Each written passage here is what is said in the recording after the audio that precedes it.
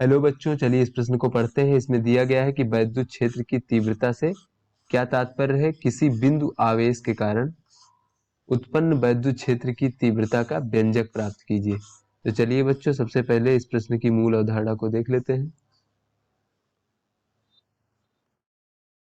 बच्चों, इस प्रश्न की मूल अवधारणा में हम लोग देखते हैं कि वैद्युत क्षेत्र क्या होता है। बच्चों, कोई भी आवेश जो होता है वो अपने चारों ओर एक वैद्युत क्षेत्र उत्पन्न करता है, जिसकी वजह से कोई दूसरा आवेश जब उसके वैद्युत क्षेत्र में आता है तो वो बल का अनुभव करता है।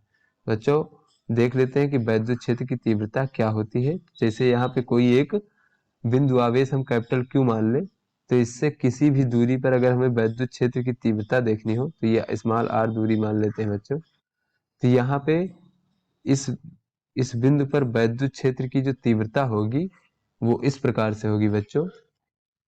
ई वेक्टर बराबर, इस बिंदु पर अगर कोई एक धन परीक्षण आवेश रख दे जिसका परिमाण Q0 है बच्चों, ये धन परीक्षण आवेश है, तो इस धन परीक्षण आवेश पर जो लगने वाला वैद्युत बल होगा F वेक्टर भागे इस धन परीक्षण आवेश का मान। ये जो परीक्षण आवेश होता है, परीक्षण आवेश का अर्थ ये होता है कि इस आवेश का मान इतना कम है कि इसकी उपस्थिति जो है अन्य आवेशों की स्थिति पर कोई प्रभाव नहीं डालती है।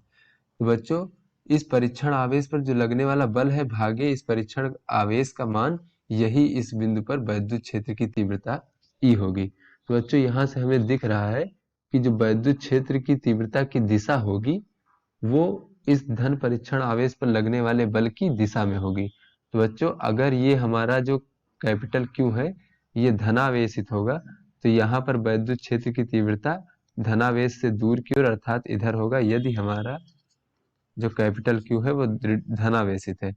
अगर बच्चों ये ऋणावेशित है तो वैद्युत क्षेत्र की दिशा जो है आवेश की ओर होगी, यदि हमारा जो है ये कैपिटल Q ऋणावेशित है तो इस प्रश्न में कहा गया है कि किसी बिंदु आवेश के कारण उत्पन्न वैद्युत क्षेत्र की तीव्रता का व्यंजक प्राप्त कीजिए। तो बच्चों, यहाँ पे मान लेते हैं ये हमारा कोई बिंदु आवेश कैपिटल Q है, तो इससे स्मॉल r दूरी पर वैद्युत क्षेत्र की तीव्रता क्या होगी इसका व्यंजक देख लेते हैं। तो बच्चों, इसके लिए यहाँ पर एक धन परीक्षण आवेश रख लेते हैं। तो जो वैद्युत क्षेत्र की तीव्रता होती है उसके लिए पहले हम इस पर धन परीक्षण आवेश पर लगने वाला वैद्युत बल का मान लिख लेते हैं।